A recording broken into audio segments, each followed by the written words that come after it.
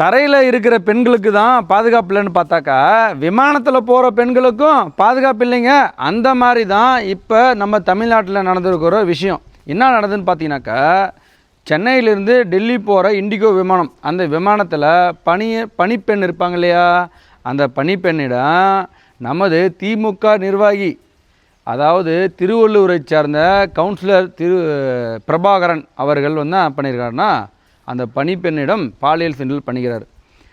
ஏங்கடா கீழே தரையில் இருந்தாலையும் பெண்களை விட மாட்டேன்றீங்க, ஆகாயத்தில் பறந்து போனாலும் அந்த பெண்களை விட மாட்டேறீங்க, பிற பெண்கள் எங்கே தாண்டா வாழுவாங்க? இந்த மாதிரியான கொஸ்டின்னு தமிழக மக்களுக்கு எழும். அதே மாதிரி பார்த்தினாக்கா, இந்த மாதர் சங்கம் நினச்சி இதெல்லாம் உங்களுக்கு கண்ணுக்கு தெரியாதாங்களா? தெரியாது. ஏன்னா ஆளுங்கட்சிக்கு விலை போகிற மாதிரி தான் இது, இந்த மாதிரி சூழல் இருக்குது.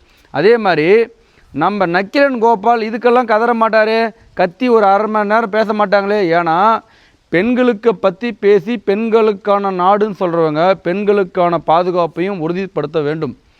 தரையில் இருக்க பெண்களுக்கே பாதுகாப்பு இல்லைன்ற போது ஆகாயத்தில் மட்டும் என்ன அவங்களுக்கு மட்டும் என்ன செக்யூரிட்டி சிஸ்டமாக கொடுக்க போகிறீங்க? அங்கேயும் அதே பாலியல் சீண்டல் தான் இப்போ நடந்திருக்குது தமிழ்நாட்டில். இது தொடர்ந்து நடந்துகிட்ருக்கு.